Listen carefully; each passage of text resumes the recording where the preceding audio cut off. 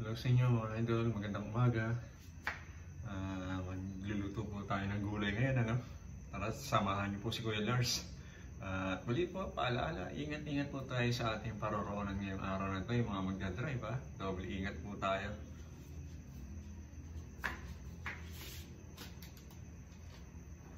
Gigisa tayo mga idol.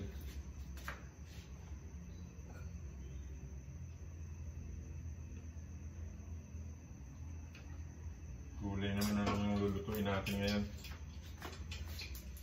Gulay, pampahaba ng buhay. Pampalusog ng ating mga katawan. Ayan. Idol.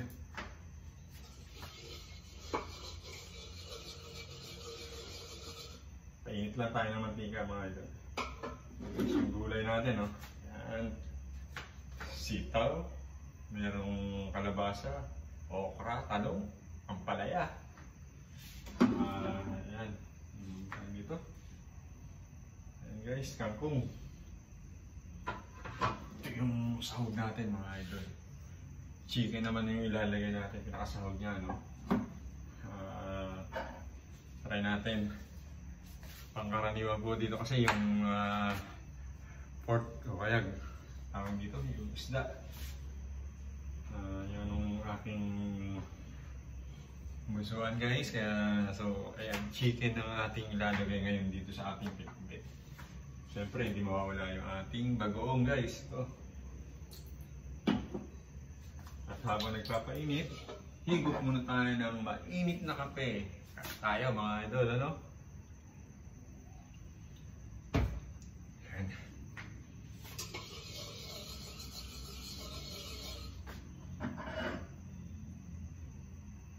Enjoy lang sa panonood mga idol, ha.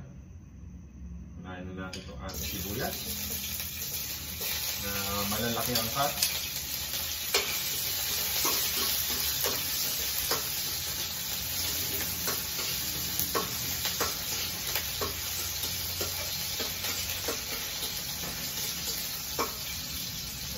Sunod na natin itong bawang.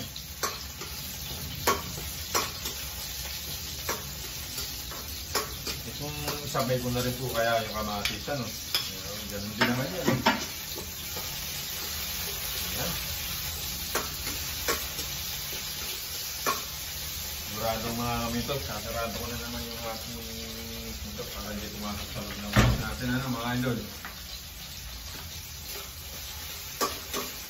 At muli po, shoutout po sa ating mga taga-subaybay dyan. Sa inyong lahat mga idol.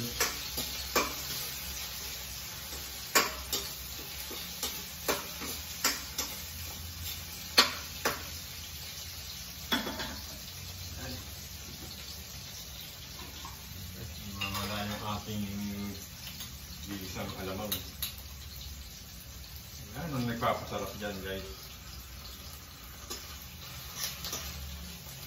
Hindi natin ganong dadamihan, ano, no? Tawag po kay Ate Ocean. Yan talagang no choice. Tayong ibang lulutuin. Sawa na po sa mga naglutong ano eh, puro karne. Kasi ito may karne, pero siyempre gulay pa rin, may gulay. Yan.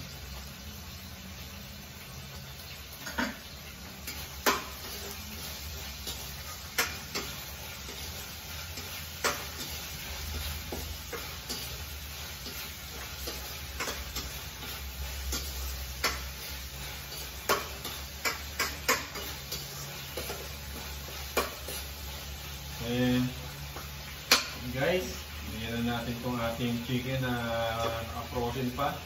Dahil hindi na ilabas ni Kuya Lars sa freezer. Ayan, medyo matigas pa po siya. Kukulungin muna natin siya mga idol. Ayan. Add tayo ng water. Ilan guys? Mag-melt lang yung ating yellow sa chicken. So ayan guys, abangan nyo lang po ito hanggang sa maluto, ano? continuous follow lang po kay Kuya Lars. Siyempre sa Anvers TV Vlog, saka kay Mariano. Ayan na guys, hulay-hulay na yung chicken natin, nag-melt na yung ice. Paluto na rin yung chicken. Ilagay na natin itong ating mga gulay. Para ang niya uli, pwede na tayong mag-almusal na naman mga idol. Tatakam na po ba kayo? Ayan o. Wow! And then, sabay na natin itong kangkong guys. Isang kuluan na lang siya.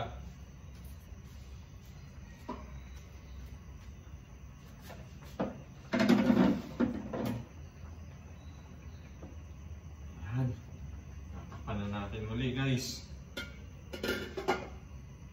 At samahan nyo lang po si Kuya Lars hanggang sa maluto ito. At shoutout po nga pala kay Lola Yu, kay Ate Ani. Ayan. Sa mga pamangkin natin, shoutout po muli dyan sa mga kumare natin. Shoutout po sa inyo lahat mga kaibigan. Ayan guys, ito nyo, nakasalang na yung ating pick guys. Pakukuluin na lang natin yan. At ready to eat na naman tayo.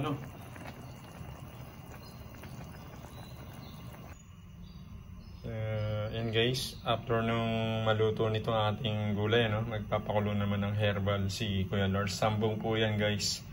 Yan po yung ating iniinom every morning. Finally guys, luto na yung ating pinakbet ngayong umaga. Ready to eat na naman tayo.